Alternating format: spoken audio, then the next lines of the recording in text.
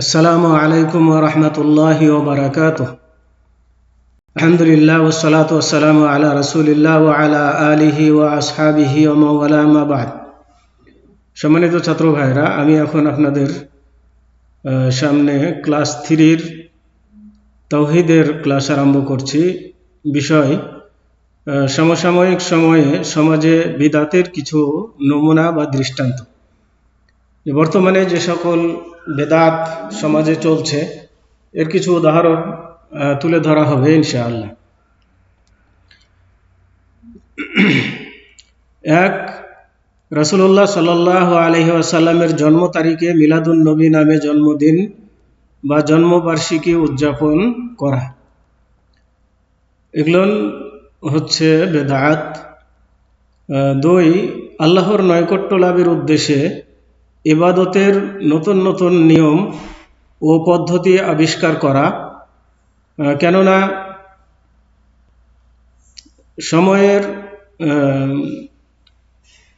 দূরবর্তীতা, ইসলাম সম্পর্কে অজ্ঞতা, বিদআতের দিকে আহ্বানকারীর ব্যাপকতা এবং মুসলমানদের আচার আচরণে অমুসলিমদের অনুকরণ দ্রুতভাবে অনুপ্রবেশ, তাদের সঙ্গে মেলামেশা ও সমাজে শরীয়ত বিরোধী কার্যকলাপের ফলে সমসাময়িক সময়ে বেদাত ব্যাপকতা লাভ করেছে, যা রাসূলুল্লাহ সাল্লাল্লাহু আলাইহি ওয়াসাল্লামের ভবিষ্যৎবাণীর বাস্তব প্রতিফলন।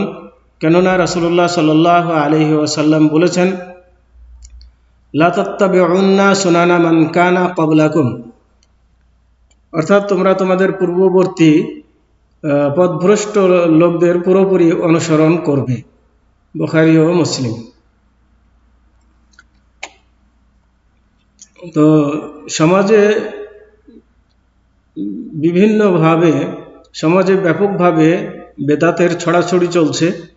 আর এগুলোর কারণ হলো যে মুসলমানরা তাদের দিন সম্পর্কে সঠিক ধারণা রাখে না, এবং তাদের কিছু মানুষ বেদাতের কাজে লিপ্ত থাকায় দেখা দেখি অনেকেই করতেছে যাচাই বাছাই না করে।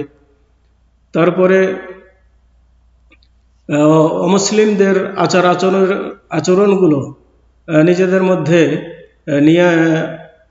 নিয়ে আসার কারণে এবং বিজাতীয়দের সাথে মেলামেশা করার কারণে, এই সমস্ত কারণে বেদাতের ব্যাপক ছড়াছড়ি হচ্ছে। তো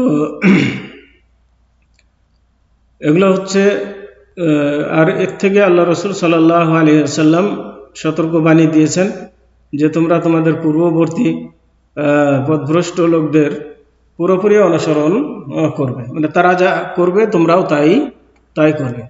তো বর্তমান সমাজে তাই চলছে, দেখা দেখি চলছে। ওরা কি করছে আমাদেরকেও সেটা করতে হবে, ওরা যা করছে আমাদেরকেও তা না করলে সমাজের সাথে মিল রেখে চলা যায় না। এইভাবে সমাজের মধ্যে বেদাতের প্রচলন হচ্ছে।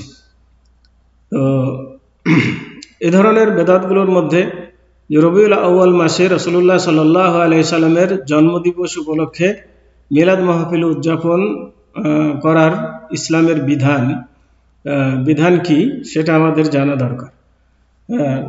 আল্লাহ রাসূল সাল্লাল্লাহু আলাইহি সাল্লামের রবিউল আউয়াল মাসে প্রতি বছর জন্মদিন পালন করা হচ্ছে, কিন্তু এই জন্মদিন পালনের প্রথা কি আল্লাহ রাসূল সাল্লাল্লাহু আলাইহি সাল্লাম করেছেন, তার সাহাবায়ে কেরাম করেছেন, বা তার পরবর্তী তাবেঈগণ কি করেছেন কিনা, এই সকল জিনিস আমাদের জেনে এ পথে অগ্রসর হব কি হব না সেটা সিদ্ধান্ত নিতে হবে।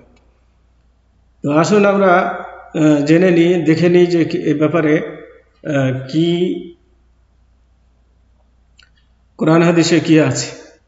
রবিউল আউয়াল মাসে রাসূলুল্লাহ সাল্লাল্লাহু আলাইহি ওয়াসাল্লামের জন্মদিবস উপলক্ষে মিলাদুন নবী নামে অনুষ্ঠান পালন করা, যা খ্রিস্টানদের ঈসা আলাইহিস সালামের জন্মদিন উপলক্ষে বড়দিন উদযাপনের সঙ্গে সাদৃশ্যপূর্ণ। তার মানে খ্রিস্টানরা যেমন তাদের নবীর বড়দিন পালন করে, তো তার দেখা দেখি মুসলমানদের মধ্যেও তাদের নবীর জন্মদিন পালনের প্রথা শুরু হয়েছে। তার মানে এটি খ্রিস্টানদের অনুকরণ ছাড়া আর কিছুই নয়। তো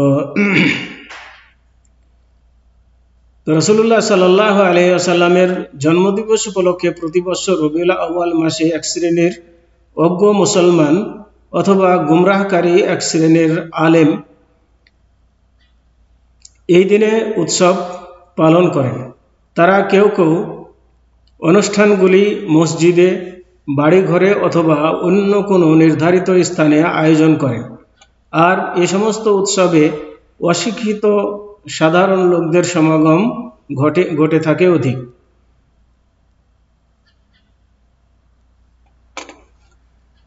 খ্রিস্টানদের ঈসা আলাইহিস সালামের জন্মদিন, বড়দিন পালনের অনুকরণে এ সমস্ত নব আবিষ্কৃত বেদাআতি অনুষ্ঠানের আয়োজন করেন।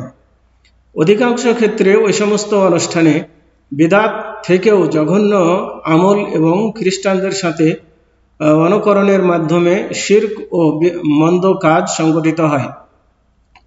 যেমন রাসূলুল্লাহ সাল্লাল্লাহু আলাইহি ওয়াসাল্লাম সম্পর্কে এমন কবিতা গাওয়া যা রাসূলুল্লাহ সাল্লাল্লাহু আলাইহি ওয়াসাল্লাম সম্পর্কে প্রশংসায় শরীয়তের সীমা অতিক্রম করে আল্লাহকে বাদ দিয়ে তার কাছেই উদ্দেশ্য হাসিলের জন্য দোয়া করা এবং তার কাছে সাহায্য চাওয়া হয়।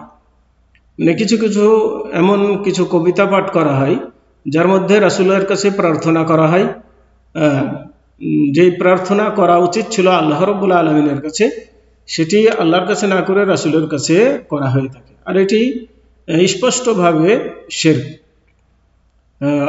আল্লাহ বলছেন যে উদউনি আস্তাজিব লাকুম, যে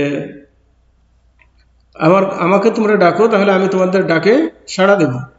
এবং আল্লাহ রাসূল বলছেন যে ইজাস্তাআনতা ফাস্তাইন বিল্লাহ, যদি তুমি সাহায্য প্রার্থনা করো তাহলে আল্লাহর কাছে সাহায্য প্রার্থনা করো।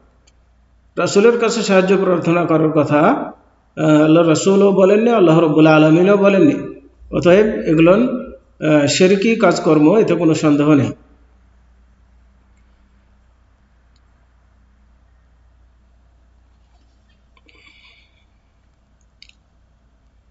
অথচ নবী করিম সাল্লাল্লাহু আলাইহি ওয়াসাল্লাম তার প্রশংসায় বাড়াবাড়ি করে শরীয়তের সীমা লঙ্ঘন করতে কঠোরভাবে নিষেধ করেছেন। আল্লাহ রাসূল বলেন যে লা তুতরুনি কামা আতরাতিন নাসারা ইবনা মারইয়ামা ইন্নামা আনা আব্দুন ফাকুলু আব্দুল্লাহি ওয়া রাসূলুহু, অর্থাৎ তোমরা আমাকে প্রশংসায় বাড়াবাড়ি করো না, মানে আমার এমন প্রশংসা করো না যেটা বাড়াবাড়ির পর্যায়ে চলে যায়, মানে আমার সীমা লঙ্ঘন করে অন্য সীমায় গিয়ে পৌঁছে এমন প্রশংসা আমার ক্ষেত্রে করবে না। তিনি আরো বলেন যে খ্রিস্টানরা যেভাবে মারিয়ামের পুত্র ঈসা আলাইহিস সালামকে প্রশংসার ব্যাপারে বাড়াবাড়ি করেছিল,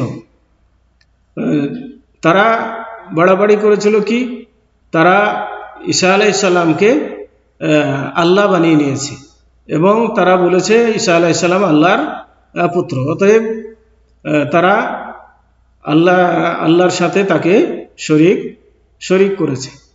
তা আল্লাহ রাসূল বলছেন যে এমন তোমরা বাড়াবাড়ি আমাকে নিয়ে করবে না, আমাকে তোমরা নিশ্চয় আমি একজন বান্দা, সুতরাং তোমরা আমাকে আল্লাহর বান্দা ও তার রাসূল বলে আখ্যায়িত করবে, আমাকে আল্লাহর বান্দা এবং রাসূল ছাড়া অন্য কিছু বলবে না।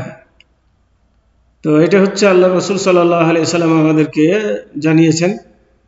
অথচ মানুষ বলছে যে আল্লাহর রাসূল আল্লাহর নূর থেকে সৃষ্টি, অথচ আল্লাহ রাব্বুল আলামিন বলছেন লাম ইয়ালিদ ওয়া লাম ইউলাদ ওয়া লাম ইয়াকুল লাহু কুফুয়ান আহাদ, যে আল্লাহ কাউকে জন্ম দেননি, কারো কাছ থেকে জন্ম নেননি, তার সমকক্ষ কেউ নেই। তো আল্লাহর নূর থেকে যদি রাসূল সৃষ্টি হয় তাহলে আল্লাহর অংশে পরিণত হয়। অতএব এগুলো আল্লাহর সাথে সাদৃশ্য করা বা শিরক করার নামান্তর।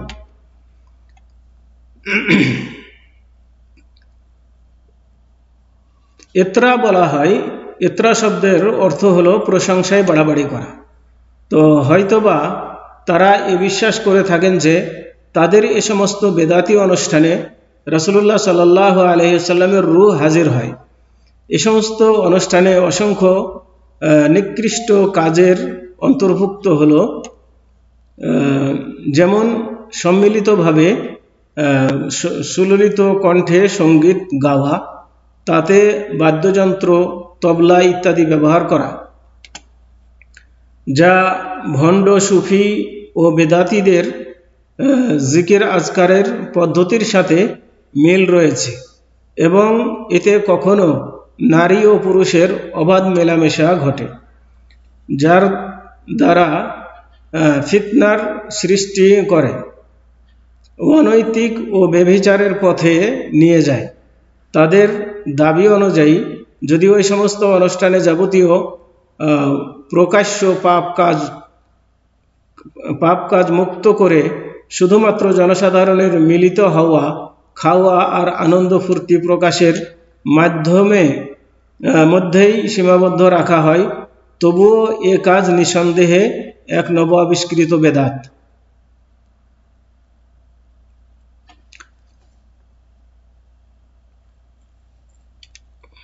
আর প্রতিটি বেদাতের পরিণতি হলো পথভ্রষ্টতা। এ কারণ ছাড়াও তা পর্যায়ক্রমে ও ধাপে ধাপে অগ্রসর হয়ে অন্যান্য অনুষ্ঠানে যেভাবে মুনকার বা নিকৃষ্ট কাজকর্ম সংগঠিত হয়ে থাকে, সেভাবে এ সমস্ত অনুষ্ঠানেও সংগঠিত হবে। এ কারণে এগুলো ছেড়ে দিতে হবে, যেগুলো মানুষকে খারাপ কাজের দিকে নিয়ে যায়। তা আমরা এ কাজকে এজন্য বেদাত বলছি যে এ কাজটি বেদাত হওয়ার ব্যাপারে কোনো প্রকার সন্দেহ নেই, কেননা পবিত্র কোরআন ও হাদিসে আল্লাহর রাসূলের মৃত্যুর পর 3 উত্তম জামানায় এ অনুষ্ঠান পালনের কোনো প্রমাণ নেই। 3 উত্তম জামানা বলতে রাসূলুল্লাহ সাল্লাল্লাহু আলাইহি সাল্লামের যুগ, এবং সাহাবাদের যুগ, এবং তাবেঈদের যুগকে মানে উত্তম জামানা, 3 উত্তম জামানা বলা হয়, উত্তম কাল বলা হয় বা উত্তম যুগ বলা হয়, স্বর্ণযুগ এগুলোকে বলা হয়। তো এই যুগের মধ্যে এই রাসূলের জন্মদিন পালনের কোনো প্রথা চালু ছিল না। এটি 4th শতাব্দী হিজরির শেষের দিকে মিশরে ফাতেমি শিয়াগণ এর নতুন আবিষ্কার করে। মানে এটা চালু হয়েছে 4th হিজরির দিকে মিশরে, এবং ফাতেমিদের দ্বারাতে চালু হয়। তখন থেকে এই অনুষ্ঠান আস্তে আস্তে ব্যাপকতা লাভ করেছে। যে ইমাম আবু হাফস তাজউদ্দিন আল ফাকেহানি রাহিমাহুল্লাহ বলেন, একদল স্বনামধন্য ব্যক্তিবর্গের বারবার আমার কাছে প্রশ্ন করেন যে কিছু মানুষ রবিউল আউয়াল মাসে বরকতের উদ্দেশ্যে যে অনুষ্ঠান উদযাপিত করে থাকে, যা মিলাদ নামে পরিচিত, দিন ইসলামে এর কোনো ভিত্তি বা প্রমাণ আছে কিনা। তারা এর সঠিক, সুস্পষ্ট এবং ব্যাখ্যা বিশ্লেষণ সহ লিখিত উত্তর চেয়েছিলেন।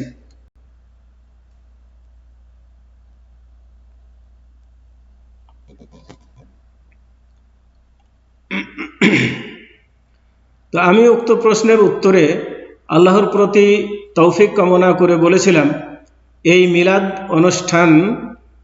মিলাদ অনুষ্ঠানের প্রমাণে কোরআন ও হাদিসে কোনো দলিল প্রমাণ আছে বলে আমার জানা নেই, এবং ইসলামী বিদ্বান ব্যক্তিগণ এ অনুষ্ঠান পালন করেছেন এমন কোনো প্রমাণও নেই, অথচ তারা ইসলামে আমাদের জন্য অনুকরণীয় ও উত্তম নমুনা। যারা ইসলামের পণ্ডিত তাদের আমলের মধ্যে এই জন্মদিন পালনের আমল নেই, অতএব এগুলো আমাদের করা ঠিক হবে না। যাদেরকে আমরা অনুসরণীয় ব্যক্তি মনে করি তাদের মধ্যে এগুলো ছিল না, এবং তারা পূর্ববর্তী সালাফে সালেহিনের আমলকে শক্ত করে আঁকড়ে ধরে থাকতেন। সালাফ সালেহিনদের আমলকে তারা প্রাধান্য দিয়ে আঁকড়ে ধরে থাকতেন, নতুন কিছু আবিষ্কার করতেন না, বরং এটি অতি সম্প্রতি বেকার ও কর্মহীন লোকদের নব আবিষ্কৃত বেদাত, যা নফসের প্রবৃত্তির লিপ্ত নিজেদের স্বার্থে ও অর্থ সংগ্রহের উদ্দেশ্যে পেটুক লোকদের আবিষ্কার। এগুলোর কারণে কিছু স্বার্থের কারণে এগুলো আবিষ্কৃত হয়েছে, আর তার সাথে যেহেতু স্বার্থ জড়িত, যার ফলে কিছু মানুষ স্বার্থের কারণে এগুলোকে চালু রেখেছে এবং মানুষকে দিয়ে এগুলো করাচ্ছে, নিজেরা ফায়দা লুটতেছে। আসলে এটি ধর্মীয় কোনো কাজ নয় বা শরীয়তের কোনো বিধান নয়, বা এর মধ্যে কোনো নেকির কাজ নেই, বরং এগুলো করার দ্বারাতে মানুষের গুনাহ হবে, পাপ হবে, এটি পরিষ্কার বা স্পষ্ট কথা। তো আজকে এ পর্যন্তই।